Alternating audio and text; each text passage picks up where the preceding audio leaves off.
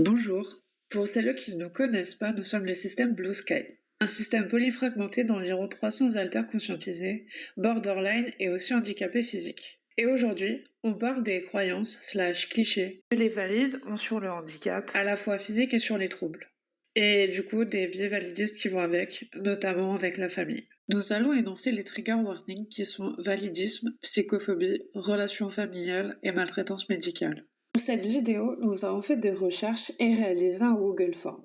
Et nous allons également parsemer cette vidéo d'exemples personnels pour illustrer nos propos. Pour être totalement honnête, nous avons souhaité que tout ne soit pas seulement basé sur nos expériences personnelles et élargir le sujet. Ce qui étant posé, et pour qu'on soit tous d'accord, on va mettre une définition du validisme trouvée dans le dictionnaire.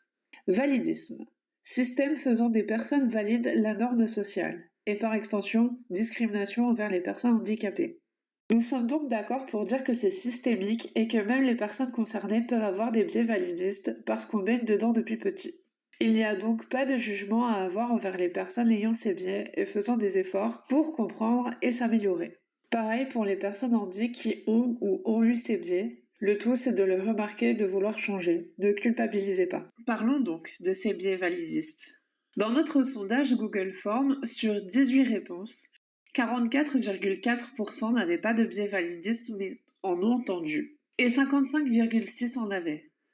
C'est dire à quel point cette discrimination est présente même dans nos esprits. De notre côté, cela s'est traduit par une pression et une dureté envers nous-mêmes, même encore aujourd'hui. Par le passé, avouons-le, nous avons pu faire preuve de validisme envers les autres. C'est-à-dire qu'on avait tellement ancré dans nos têtes qu'il fallait nous dépasser et ne pas réellement tenir compte de notre handicap qu'on pensait que c'était la même chose pour tous les autres handicapés. Sauf qu'en fait, ça n'est pas la réalité.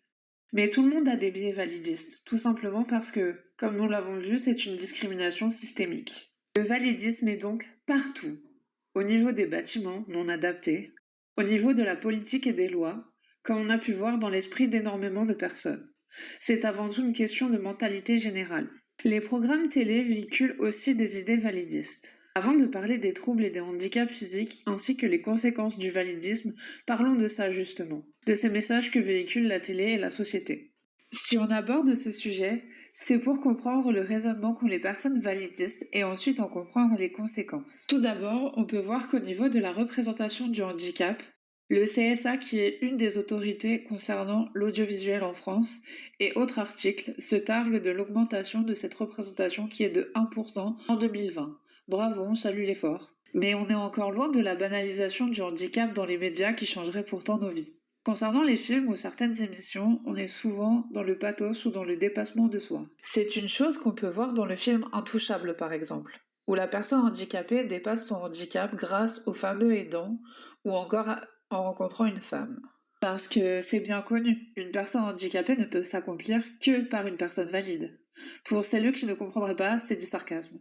Le summum du validisme, c'est le film Avant toi, où la fin du film ou même du livre a mis à mal bon nombre de personnes handicapées. Et j'ai oublié un trigger warning, alors je le mets maintenant. Trigger warning, mention de suicide assisté. C'est vrai que prôner le suicide assisté pour les personnes handies, car elles sont un fardeau, c'est plutôt négatif comme message. En tout cas, c'est la vie que j'en ai. Sans parler du fait qu'il y a le bon et le mauvais handicap. Je m'explique. En général, on ne parle pas de maladies dégénératives ou qui seraient de naissance. On parle toujours d'accidents. À croire que c'est ce qui est le plus glamour. Bien sûr que c'est important de parler de cela, mais ça n'est pas une représentation unique du handicap. Ajoutez en plus à cela un homme un peu aigri et riche qui, parce qu'il est handicapé, se permet d'envoyer sur les roses toutes les personnes qui l'entourent et vous avez un cocktail détonnant. On peut avoir un ras-le-bol, mais ce n'est pas une raison pour être désagréable et encore moins une excuse. Et concernant les troubles psy, c'est encore pire. On voit toujours les personnes avec un trouble psy faire des actes répréhensibles. C'est même justifié par leur trouble dans certains films. Or, ça n'est pas parce qu'on a un trouble que nos actes sont sans conséquence, surtout lorsqu'il n'y a pas d'altération du discernement. C'est comme ça qu'on voit les personnes avec un trouble, comme des criminels, des dérangés, qui se servent de leur trouble comme excuse pour faire du mal. La presse fait souvent des liens entre faits divers et troubles psychiatriques. Souvent, c'est la schizophrénie qui en prend pour son grade. Mais puisqu'on y vient et que c'est le but de Kaléidoscope, la multiplicité a son lot de croyances un peu idiotes. On peut remercier le film Split ou la série Ratched, où un personnage atteint de TDI commet un crime. Et je ne vais pas m'étaler sur Split qui a le seul avantage de bien parler du syndrome du stress post-traumatique, mais qui donne lieu à des questions absurdes lorsqu'on dit à quelqu'un qu'on est atteint de TDI. C'est qu'il a le terme méchant, etc., etc. On peut aussi ajouter que souvent, on met en scène dans ces films des personnes qui sont isolées, n'ont pas d'amis ou n'ont même pas les codes sociaux. Bien entendu que ça existe, mais c'est tout de même un cliché. La plupart des gens qui ont des troubles ont un entourage et une vie presque normale. C'est quand même un cliché validiste qui, à mon avis, est là pour se rassurer. Comme si un trouble ne pouvait arriver qu'aux marginaux. Mais alors, quelles sont les conséquences de tout cela ? Eh bien, un sacré du validisme intériorisé où on a l'impression qu'on n'en fait jamais assez, puisqu'il faut toujours se dépasser et bouger malgré le handicap. On est moins indulgent envers nous-mêmes et parfois même les autres. Cela donne des gens qui vous plaignent ou bien qui sont trop durs selon les cas. Mais c'est quand même complexe pour quelqu'un qui le vit au quotidien.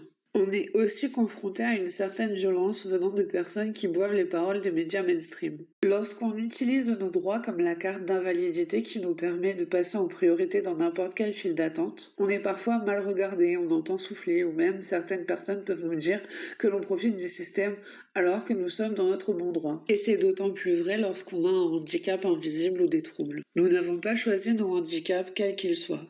Et les médias participent aux inégalités dont nous sommes déjà victimes. Pour faire la transition entre mon propos précédent et ce que je vais aborder ici, je vais vous raconter mon témoignage.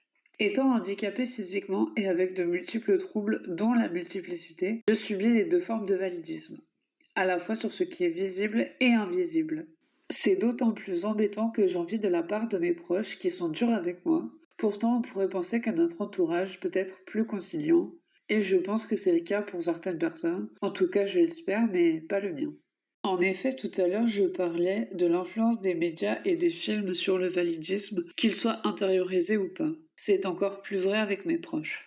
Prenons l'exemple du Téléthon. Cette émission est très critiquable. Elle va souvent sur le tire-larme et l'émotionnel, parfois à outrance. Elle reprend tous les clichés qu'on a vus avant avec des personnes, très souvent des enfants, qui se battent pour avoir une vie normale, encore une fois dans le but de dépasser son handicap. Et même si c'est vrai que c'est un combat de tous les jours, cela pousse à la comparaison et c'est le cas de ma famille. C'est des remarques du genre « Ah, tu vois, lui, elle, se bat. Tu vois, tu te plains, mais eux, c'est bien pire. » Alors qu'on n'est pas sur les mêmes types de handicap. Je tiens d'ailleurs à faire cette parenthèse pour dire que peu importe votre handicap, personne n'a le droit de minimiser ce que vous vivez. Ça, c'est pour le côté handicap physique. Alors je vous laisse imaginer lorsqu'on parle de troubles mentaux. On a le droit au fameux « c'est dans ta tête ». De mon côté, j'ai les « mais tu t'écoutes trop ». Ce à quoi en général je réponds « heureusement que je m'écoute. Au moins je soigne les traumas pour les générations d'après, chose que tu n'as pas fait. En général, ça calme. » Ensuite, c'est des questions toutes plus intrusives et incongrues qu'autre chose, surtout lorsqu'on parle du TDI. On a souvent des questions du style « qui est ton alter méchant ?» On nous demande si on a envie de leur faire du mal ou autre. Après cela, il y a autre chose. Les gens qui ne prennent pas en compte le ou les troubles. Pourtant, ils font partie de notre construction. Ou en tout cas, ce sont des troubles envahissants avec lesquels on a besoin de beaucoup masquer. Donc oui, ne pas prendre en compte les troubles envahissants d'une personne, c'est aussi faire preuve de validisme, même sans le vouloir.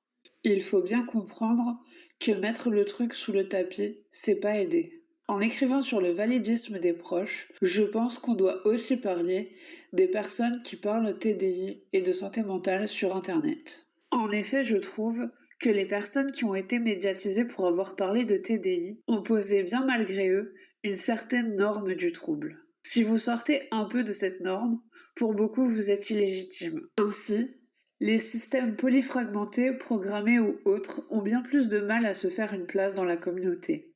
Je trouve que c'est une forme de validisme car ça revient à pointer du doigt les différences des autres. C'est fort dommage car on devrait se soutenir plutôt que de chercher la petite bête. Mais ça prouve encore une fois l'influence de tout ce qui est médias et messages véhiculés en masse sur le validisme. Sur ce point, au niveau du formulaire qu'on a fait, la majorité des 11 personnes qui ont répondu ont malheureusement vécu du validisme de la part de leurs proches. Beaucoup ont décidé, comme moi et mon système, de faire du masking. D'autres subissent en ne parlant plus de rien, et j'avoue que c'est une option que l'on choisit avec certaines personnes. De toute façon, je pense que les deux options vont de pair. Et enfin, certains ont choisi littéralement de couper les ponts. C'est à ce point que le validisme nous impacte. Certaines fois, cela peut mener à des crises lors d'invalidation.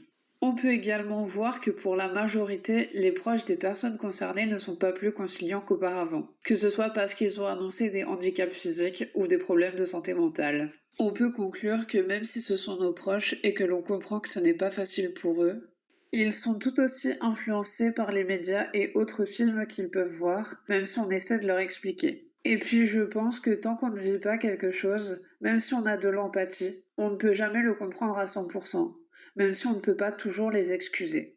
Pour cette partie, je vais anticiper les choses. Nous allons parler du monde médical et de la psychiatrie. Si vous n'êtes pas à l'aise avec le sujet, vous pouvez quitter la vidéo. Là encore, je vais faire part de mes expériences personnelles. Déjà, il y a souvent des injustices subies de la part de médecins, surtout quand il s'agit de santé mentale. Mais aussi et surtout, quand il y a des problèmes physiques qui s'accumulent. J'ai souvent eu des regards interrogateurs des « mais vous êtes sûr ?»